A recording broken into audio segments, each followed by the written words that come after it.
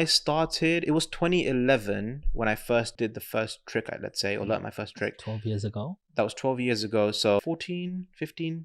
Okay. I was in year 11, so about, 14, 15. Learned my first trick, went to school, did my first trick, and showed some friends, and the reactions were wild. And I was like, okay, this is kind of cool. I'll do one more. So went home, learned one more, came back next day, showed them another one. And I was like, okay, this is crazy. I love this. I'm loving the feeling I'm getting from it. And then within about a week, I remember I was doing a trick and I had about 50 people just surrounding me, and I was in the center just doing a single trick, and I was just like, you were that guy. And what made you want to listen to your mentors all of a sudden? So like, you're not performing very well. Because I saw my friends fail. Right. I saw them do really bad, and I was like, okay, I'm part of, let's say, their crowd, and I've done bad and they've done bad, and my other friends have done really well. All right, I'm going to stop being around them. And I did. And yeah, that's kind of when I was like, okay, you know what, let me take things into my own hands and stop doing this. And so I stopped talking to those guys. I just kind of moved to distance myself with the wrong people. How do you do that? Like, people are saying, Arshdeep, where are you? Why are we not hanging around? Like, come on, you are like, we used to hang about. I mean, it wasn't necessarily like that. I just feel like I kind of just floated around with them, right? I wasn't necessarily part of their crew. I just kind of floated around with them. And I just said to myself, look, this is the time to fix everything. So I did. Otherwise, I'd have to redo an entire year. So I'd be 1 year behind if I went that route, right? And I didn't. I did 2 years in one. I fixed my route, and then I went straight to uni, and everything kind of just paid off. You know what? I think nowadays it's very hard to be original because everything is done. What to do instead is look at something you like, take inspiration, add your own twist on it. That's the only thing you can do nowadays, I feel like. You know, like I've taken videos that I've seen in the past. I'm like, you know what? I like this. Yeah. Taking it, added my own spin on it, whether it's adding different people, adding a different like scenario, giving it a different feel. Mm-hmm. And my own take on it, my own way of presenting that same idea. And, you know, they can do better, it can do worse. It just depends on how you want to tell your story. Mm-hmm. But that's it. Like, it's your own take on something. It's not necessarily trying to be original because it's so hard to be original. Eventually, it just stuck with me. I learned some very cool tricks, things that, you know, there's one thing I remember reading a quotation, right? I think it was Bruce Lee. I can't remember. He said he's not afraid of the man that practices 10,000 kicks once. He's afraid of a man that practices one kick 10,000 times, right? So I perfected those 3 to 4, 5 tricks that I learned, perfected them, right? Where I could do them with my eyes closed. I don't have to ever worry about showing certain things or like worrying about messing up. I studied every outcome in the sense of like, if this went wrong, I can go into this. And no one will ever know that it went wrong. How do you stay there? Because so many people go, I'm going to go and do that now. And then a day later, oh, it's not for me. Lack of self-confidence. It's not just confidence. It's just like ability to keep there practicing that hard work. It's lack of self-confidence because you try to do something and then you think, oh, it's not going anywhere, so you stop. So the failure aspect. People stop as soon as they hit failure, right? Luckily, I didn't hit failure with that, but my failure of it was spending more time on that than it was on my studies, on my education, and on my exams, right? And I remember like my first year of sixth form, it went terrible. Like, you know, I just spent so much time with the wrong people as well there. Not doing bad things, but just like where I should be studying, I'd be out, like walking, you know, one of the malls or something and just like chilling and doing other things. I wasn't doing anything wrong, but I was just affecting my own time, right? With the wrong people because that's what they were doing. And yeah, that's when I thought, okay, you know what, like I've been told by many people that I should stop, not what I'm doing, but like take time and fix this aspect of the studies and the exams and all this stuff. So many people is family? So my mom and dad in the beginning, they were not too supportive because they had no idea what the direction of this was, right? They just didn't understand. They didn't understand it. I didn't get it either. I was just having fun. I enjoyed playing cards, learning tricks, doing cool things, and it looked cool for me. So I was like, you know what, let me just carry on. But eventually I was spending too much time on that, and then it kind of had a side effect on my other stuff, you know, where I should be spending more time on studying for exams. So yeah, and then I was told even by my tutor at the time, he was like, okay, look, you know, you can either look at it this way, you can either be the owner of this business or the cleaner of this business. What would you want to go for? It's in your hands. You have the option to, you know, fix your path now. And then that resonated with me. And then I was like, you know what? Okay, I'm going to stop what I'm doing right now for 6 months. And I'm just going to focus straight on exams. So the following year, I had to retake some of the courses from the first year, which I did. And I just, you know, just went crazy. I was just like, non-stop. In fact, I wanted to pick up a course, which was IT, right? And I tried to pick it up the first year. And for some reason, they wouldn't let me, or I think the timing was just wrong and I couldn't pick it up at that time. And I said to them, look, I want to drop this subject. I want to pick up your subject. And what I'm going to do is I want to do both the first year and the second year in 1 year.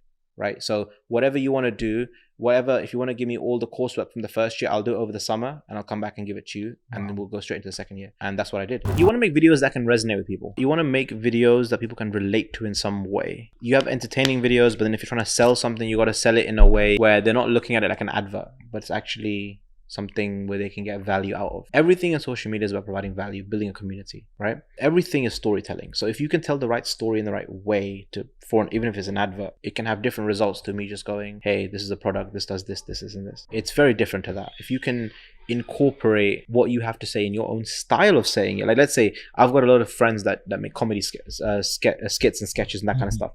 And when they make content, they could integrate an advert so indistinguishable in the video that you'd never even know that's an advert. Because when you started watching the video, it's not like a, hey guys, if you want to buy this product, it's not like that. It's your typical style adapted. It doesn't happen straight away. It happens a little bit later. Maybe it is like your network is very important. Your network is your net worth, right? Yeah. It's about the people you hang around with. And that's why you need to hang around people that are either doing better than you or on the same level, but different. That's how you can ask your questions. That's how you can expand your avenues and, do different things. Like, I've got friends that, yes, majority of them do social media, but they also do property. They also do, social media management, which is a different side of social media. They do, catering businesses. They do restaurants. They do all sorts of stuff. So they're all at similar levels, but in different avenues. So, you can go to anyone and say, oh, look, tomorrow I want to start a restaurant. What do I do? You're in. That's the kind of thing. So that's why relationships are very, very, very important in anything you do.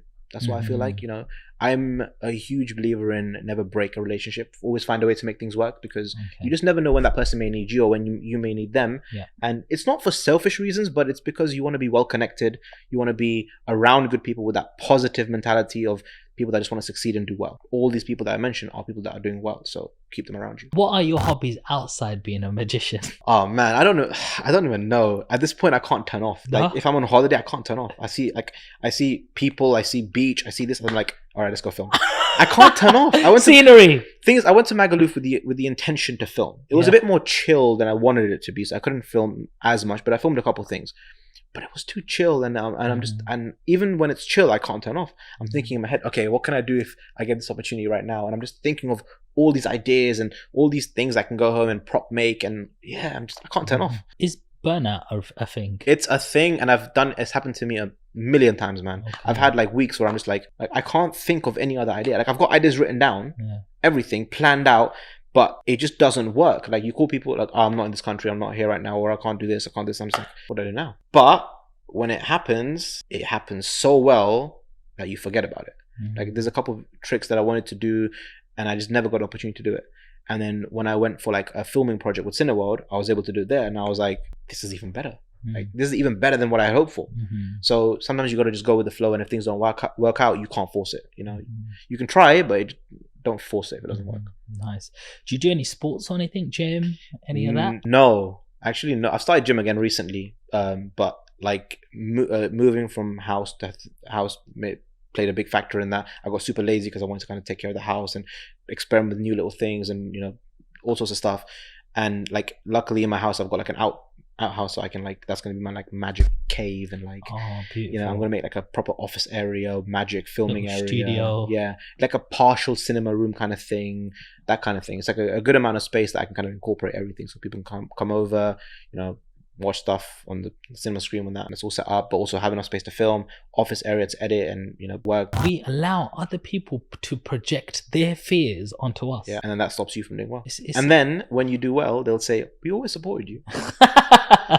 I knew you were gonna do it, bro. I knew you were gonna do it. I was pressing the like button, bro. I know exactly what you're doing. So do you know what I mean? That's what I'm saying. You can't let people hold you back just because you're afraid of what they think. Have you ever felt that people have thought about your magicianry, sorcery in a different light? That people in what say, way? Just in a negative way. Well, some people think, right? This is mostly social media, not in person. People think, oh, when you do magic, you're making a fool of other people.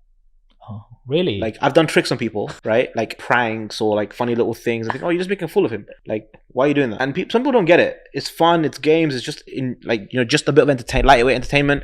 And I always respond in one way. It's free entertainment. If you want to watch it, watch it. If you don't, leave. Like it's as simple as that, right? There's no point leaving hurtful comments or trying to leave harmful and hurtful comments on the internet because it's not going to affect anyone. So comments used to affect me. Yeah. They don't anymore because That person isn't going out to make videos. That person isn't doing anything other than staying behind the screen. What percentage of comments do you, because you've got millions of views, the negative views must come in batches as well?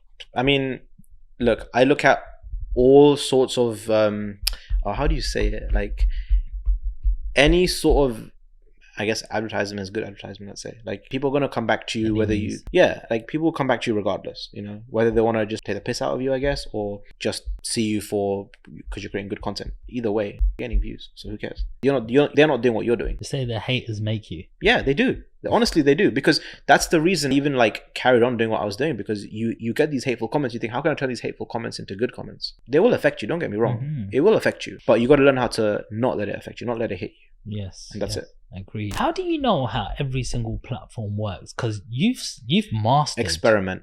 You got to experiment. You got to post, and you will see things don't work, and then you will see other people that, you know, are posting and doing well, and you think, okay, why is it working for them? It's just experimenting. So what's the difference between Instagram and TikTok? They look pretty similar. It's the algorithm behind it. TikTok's algorithm is just so much more organic compared to Instagram. Instagram kind of favors following first. TikTok favors content. If your content's good, it won't even touch your following. It will just go to everybody on the app, right? Instagram focuses on your own following first. So Instagram is more of a community, which is why you may even see people with like, you know, 50 million followers get 1,000 or like 10,000 views. It can happen because it's content. It's making good content on the internet, you know, and then you'll see pages with 0 followers get 1 million views in their first video. So it's good content. If you can make good content, algorithm favors you. But then good content work on every platform. You know, the way we look at it is viral content is viral content, regardless of where you post it. If it's a viral piece of content, wherever you post it, eventually it will just blow up. What message would you like people to take away from this podcast? Believe in yourself. Like, if you have an idea and you want to pursue it, do it. Don't let people judge. Don't let what people judge you for affect what, you know, you want to do. You can't. Otherwise, you'll never do it.